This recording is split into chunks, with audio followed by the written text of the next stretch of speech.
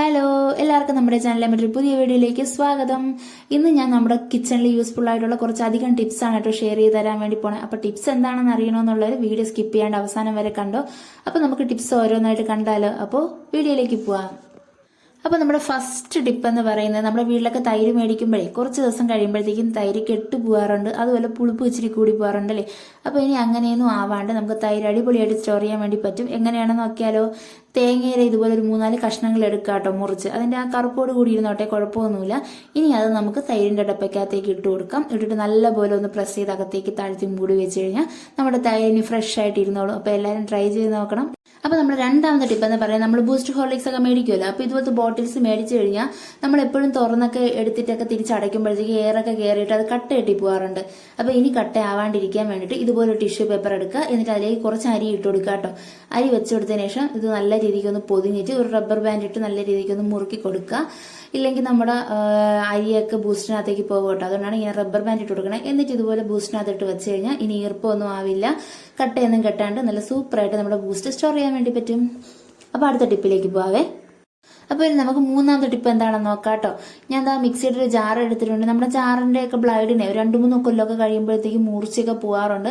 അപ്പോൾ ഇനി മൂർച്ച കൂട്ടാനും അതിന്റെ ഈ സ്ക്രൂവിന്റെ ഒക്കെ ഇടയിൽ ചെറിയ ചെറിയ ഒരു തുരുമ്പലും ചെറുതായിട്ടൊക്കെ അഴുക്കൊക്കെ ആയിരിക്കാറുണ്ട്. അപ്പോൾ ഇതൊക്കെ നമ്മൾ സ്ക്രബ്ബർ ഇട്ട് തേച്ച് കഴിയാലൊന്നും പോവില്ല. അപ്പോൾ ഇത് മാറ്റാൻ വേണ്ടിയിട്ട് ചെയ്യാറുള്ളൊരു ടിപ്പാണ് കേട്ടോ ഷെയർ ചെയ്യാൻ വേണ്ടി പോണേ. ഞാൻ എന്താ ഇവിടെ ഒരു 5 മുട്ടയുടെ തോടെടുത്തിട്ടുണ്ട്. ഇത് നമുക്ക് വെയിലത്തൊക്കെ വെച്ച് വെള്ളമൊക്കെ മാറ്റി നല്ല ഡ്രൈ ആക്കി എടുക്കണം. കണ്ടോ, കൈ വെച്ച് പൊടിക്കുമ്പോൾ തന്നെ അറിയാം, ഒട്ടും ഒരു തരി പോലും വെള്ളമില്ല കേട്ടോ ഇതിൽ. എന്നിട്ട് നമുക്ക് നമ്മുടെ ജാറിലേക്ക് ഇട്ട് ഇത് നല്ലപോലെ പൗഡറാക്കി എടുക്കാം കേട്ടോ. ഇങ്ങനെ ചെയ്യുന്നതുകൊണ്ട് 2 ഉപയോഗമുണ്ട്. നമ്മുടെ ബ്ലൈഡിന്റെ മൂർച്ചയും കൂടും, അതിൻ്റെ ഇടയ്ക്കൊക്കെ എന്തെങ്കിലും പൊടിയോ അഴുക്കൊക്കെ ഉണ്ടെങ്കിൽ അതൊക്കെ പോയി കിട്ടും കേട്ടോ. അപ്പോൾ ഈ പൗഡർ വെച്ചിട്ട് നമുക്ക് വേറൊരു ടിപ്പ് കൂടെ ചെയ്യാം, അതുകൂടെ നോക്കാം. നമ്മുടെ വീട്ടിലൊക്കെ സ്റ്റീൽ പാത്രങ്ങളുണ്ടല്ലോ, അതിന്റെ സൈഡിലൊക്കെ ഇതുപോലെ ചെറിയ ചെറിയ അഴുക്കുകളൊക്കെ ആയിരിക്കും. നമ്മൾ തേച്ചാലൊന്നും പോവില്ല. അത് നമുക്കിനി ഈ പൗഡർ വെച്ചിട്ട് എളുപ്പത്തിന് മാറ്റിക്കളയാൻ വേണ്ടി പറ്റും കേട്ടോ. ഞാൻ എന്താ ഈ പൗഡർ ഇതിലേക്ക് തട്ടിക്കൊടുക്കുകയാണ്. എന്നിട്ട് നല്ലപോലെ സ്ക്രബ്ബർ വെച്ചിട്ട് ഒന്ന് ഉരച്ച് കഴുവാണ് കേട്ടോ. ഇതുപോലെ ഒന്ന് ഉരച്ച് കഴുകി കൊടുത്തതിന് ശേഷം നമുക്ക് നമ്മുടെ പാത്രം കഴുകണ സോപ്പ് വെച്ചിട്ട് എന്തെങ്കിലും വെച്ചിട്ട് നല്ലപോലെ ഒന്ന് കഴുകിയ സ്മെൽ എന്തെങ്കിലും ഉണ്ടെങ്കിൽ അതുകൂടെ അങ്ങ് പോകും കേട്ടോ. നമ്മുടെ മുട്ടത്തോടിന്റെ സ്മെല്ലൊക്കെ ഉണ്ടല്ലോ, അത് നല്ലപോലെ ഒന്ന് തേച്ച് ഉരച്ച് കഴുകി കൊടുക്കുകയാണ്. അപ്പോൾ ഇത് കണ്ട് കഴിയുമ്പോഴത്തേക്ക് നിങ്ങൾക്ക് തന്നെ അറിയാം എന്തുമാത്രം ഡിഫറൻസ് ഉണ്ടെന്ന്. കണ്ടോ. അപ്പോൾ നിങ്ങൾ എല്ലാവരും ഇനി മുട്ടത്തോട് കളയാതെ ഈ ടിപ്പ് ഒന്ന് ട്രൈ ചെയ്ത് നോക്കിയിട്ട് പറയണം കേട്ടോ. അപ്പോൾ നമുക്ക് അടുത്ത ടിപ്പിലേക്ക് പോവാം. 4ാമത്തെ ടിപ്പ് എന്ന് പറയുന്നത്, നമ്മുടെ വീട്ടിലൊക്കെ വെളുത്തുള്ളി മേടിക്കുമല്ലോ. അപ്പോൾ കുറച്ച് ദിവസം കഴിയുമ്പോഴത്തേക്കും വെളുത്തുള്ളിയുടെ അല്ലിയൊക്കെ ചുക്കി ചുളിഞ്ഞ് കറുത്ത പൂപ്പലൊക്കെ അടിച്ച് ചീഞ്ഞു പോകാറുണ്ട്. അപ്പോൾ ഇനി അങ്ങനെ പോവാണ്ട് നല്ല അടിപൊളിയായിട്ട് നമുക്ക് വെളുത്തുള്ളി സ്റ്റോർ ചെയ്ത് വെക്കാം കേട്ടോ. എങ്ങനെയാണെന്ന് നോക്കിയാലോ. ആദ്യം തന്നെ നമുക്ക് നമ്മുടെ അടുപ്പൊന്ന് കത്തിച്ചു കൊടുക്കാം. എന്നിട്ട് നമ്മുടെ വെളുത്തുള്ളിയുടെ ഈ റൂട്ട് ഭാഗം ഉണ്ടല്ലോ, വേര് പറഞ്ഞ ഭാഗം, ആ ഭാഗം ഒന്ന് ഈ തീയിലേക്ക് വെച്ചിട്ട് ഒന്ന് ചൂടാക്കി കൊടുക്കാം. അവിടെ ഒന്ന് ചെറുതായിട്ട് ഒന്ന് ചുട്ട് വരണ മാതിരി ആവണം കേട്ടോ. നല്ല രീതി കറുത്ത് കളറായിട്ട് വരുമ്പോഴത്തേക്കും നമുക്കിത് സ്റ്റോർ ചെയ്ത് വെക്കാം. പുറത്ത് തന്നെ വെക്കാം, കേടുകൂടാണ്ട് എത്ര ദിവസം വേണമെങ്കിലും ഇരുന്നോളും. അപ്പോൾ നിങ്ങൾക്ക് ഈ വീഡിയോ ഇഷ്ടമാണെങ്കിൽ ഇപ്പം തന്നെ ഒന്ന് ലൈക്ക് ചെയ്ത് കൊടുക്കുക. അതിൻ്റെ കൂട്ടത്തിൽ നിങ്ങളുടെ ഫ്രണ്ട്സിലേക്കൊക്കെ ഒന്ന് ഷെയർ ചെയ്ത് കൊടുക്കുക കേട്ടോ. ഇതുപോലത്തെ വീഡിയോസ് ഇനിയും കിട്ടണമെന്നുണ്ടെങ്കിൽ നമ്മുടെ ചാനലൊന്ന് സബ്സ്ക്രൈബ് ചെയ്ത് അതിൻ്റെ തൊട്ടടുത്തുള്ള ഓൾ എന്നുള്ള ഓപ്ഷനും ബെല്ലൈക്കണൊക്കെ ഒന്ന് ക്ലിക്ക് ചെയ്ത് വെച്ചോ. അപ്പോൾ ഇതുപോലെയൊക്കെ ഒന്ന് ട്രൈ ചെയ്ത് നോക്കാം കേട്ടോ. നമ്മുടെ കിച്ചണിൽ വളരെ യൂസ്ഫുൾ ആയിട്ടുള്ള ടിപ്സ് ആണ് കേട്ടോ ഇതൊക്കെ. അപ്പോൾ നമുക്ക് അടുത്ത ടിപ്പിലേക്ക് പോയാലോ. ഇനി 5ാമത്തെ ടിപ്പ് നോക്കാം കേട്ടോ. നമ്മൾ ഉള്ളിയൊക്കെ ഇതുപോലെ കട്ട് ചെയ്തിട്ട് ബാക്കി ഉണ്ടാവുമല്ലോ, അതൊക്കെ പുറത്ത് വെച്ചാൽ ചീഞ്ഞു പോകാറുണ്ട്. അപ്പോൾ ഇനി ചീഞ്ഞു പോകാണ്ട് ഇതുപോലെ തന്നെ ഫ്രഷ് ആയിട്ട് വെക്കാൻ വേണ്ടിയിട്ട് നമുക്കൊരു ടിപ്പ് ചെയ്ത് നോക്കാം കേട്ടോ. ഞാൻ എന്താ ഇവിടെ കുറച്ച് ഓയിൽ എടുത്തിട്ടുണ്ട്, നമ്മുടെ വെളിച്ചെണ്ണയാണ് കേട്ടോ. അത് ഇതുപോലെ ഒന്ന് നമ്മുടെ ഉള്ളിയിലൊക്കെ തേച്ച് കൊടുത്താൽ ഇത് ഫ്രഷ് ആയിട്ട് തന്നെ പിറ്റേന്നും അതിൻ്റെ പിറ്റേന്നും വരെ വേണമെങ്കിൽ ഇരിക്കുക കേട്ടോ. അപ്പോൾ നിങ്ങൾ എല്ലാവരും ട്രൈ ചെയ്ത് നോക്കാം കേട്ടോ. ഇത് വളരെ സിമ്പിൾ ആയിട്ടൊരു ടിപ്പാണ്. എല്ലാവരും ട്രൈ ചെയ്ത് നോക്കിയിട്ട് അഭിപ്രായം കമന്റ്സിലൂടെ പറയാൻ മറക്കരുത്. അപ്പോൾ അടുത്ത ടിപ്പിലേക്ക് പോവാം. ഇനി നമുക്ക് 6ാമത്തെ ടിപ്പ് നോക്കട്ടെ. ഇത് വളരെ യൂസ്ഫുൾ ആയിട്ടുള്ള ടിപ്പാണ്. നമ്മൾ ഉരുളക്കിഴങ്ങ് ഇച്ചിരി കൂടുതൽ മേടിക്കുകയാണെന്നുണ്ടെങ്കിൽ പുറത്തൊക്കെ വെച്ച് കഴിഞ്ഞാൽ ഇതുപോലെ മുളപ്പൊക്കെ വന്നിട്ട് നമ്മുടെ പൊട്ടറ്റോ ഒന്ന് മുളച്ച് ചീഞ്ഞു പോകാറുണ്ട്.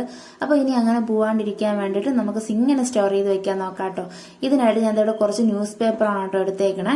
അത് വെച്ചിട്ട് നമുക്ക് നമ്മുടെ പൊട്ടറ്റോ നല്ല രീതിക്ക് ഒന്ന് പൊതിഞ്ഞൊന്ന് കവർ ചെയ്ത് വെച്ചു കൊടുക്കുക.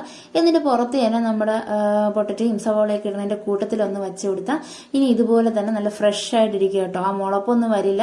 നമുക്ക് ആവശ്യത്തിനനുസരിച്ചിട്ട് ആ പേപ്പറൊക്കെ മാറ്റിയതിനു ശേഷം എന്നെടുത്ത് ഉപയോഗിച്ച് നോക്കാം. അപ്പോൾ എല്ലാവരും ട്രൈ ചെയ്ത് നോക്കണേ.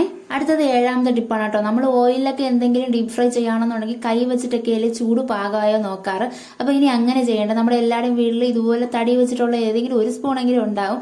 അതൊന്ന് ഇതുപോലെ ഓയിലിൽ ഒന്ന് ഡിപ്പ് ചെയ്ത് കൊടുക്കുക. അപ്പോഴത്തേക്ക് ഇതുപോലെ അതിന് ചുറ്റും കുമ്പിളുകൾ വരാണെന്നുണ്ടെങ്കിൽ നമ്മുടെ ഓയിൽ നല്ല കറക്റ്റായിട്ട് ചൂടായിട്ടുണ്ട്. ധൈര്യമായിട്ട് എന്ത് വേണമെങ്കിലും വറുത്തൊക്കെ എടുക്കാം കേട്ടോ.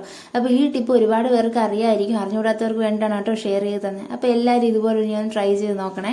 ഇനി നമുക്ക് 8ാമത്തെ ടിപ്പ് നോക്കാം കേട്ടോ. നമ്മുടെ വീട്ടിലൊക്കെ പയറ്, കടല, പരിപ്പ് ഈ വക സാധനങ്ങളൊക്കെ മേടിക്കുമ്പോഴേ ചിലപ്പോൾ ഒരു 1.5 മാസത്തേക്കുള്ളത് ഒരുമിച്ച് മേടിച്ച് വെക്കാറുണ്ട്. അപ്പോഴത്തേക്ക് ഇതിനകത്തേക്ക് പ്രാണിയൊക്കെ കയറിയിട്ട് ഇത് ചീത്തയാക്കാറുണ്ടല്ലേ, ചിലപ്പോൾ ഉളുത്തൊക്കെ പോകാറുണ്ട്. അപ്പൊ ഇനി അങ്ങനെയൊന്നും ആവാണ്ടിരിക്കാൻ വേണ്ടിയിട്ട് നമുക്ക് കുറച്ച് ചായപ്പൊടി ഇതിനകത്തേക്ക് ഒന്ന് മിക്സാക്കി വെച്ച് കൊടുത്താൽ മതി കേട്ടോ. ചായപ്പൊടി ആകുമ്പോഴത്തേക്കും നമ്മൾ കഴുകുമ്പോഴത്തേക്കും അത് ആ വെള്ളത്തിലങ്ങ് പൊയ്ക്കോളും. ഇനി ചായപ്പൊടി ഇടാൻ താല്പര്യമില്ല എന്നുള്ളവരാണെങ്കിൽ ഒരു ചെറിയ കഷ്ണം ഗ്രാമ്പോ ഇല്ലെങ്കിൽ പട്ടയൊക്കെ ഒന്ന് ഇട്ടിട്ട് ഒന്ന് മൂടി വെച്ച് കഴിഞ്ഞാൽ പ്രാണിയൊന്നും കയറില്ല. അപ്പൊ എല്ലാവരും ഒന്ന് ട്രൈ ചെയ്ത് നോക്കണം കേട്ടോ. നമുക്ക് വളരെ യൂസ്ഫുൾ ആയിട്ടുള്ള ഒരു കിച്ചൺ ടിപ്പാണ്.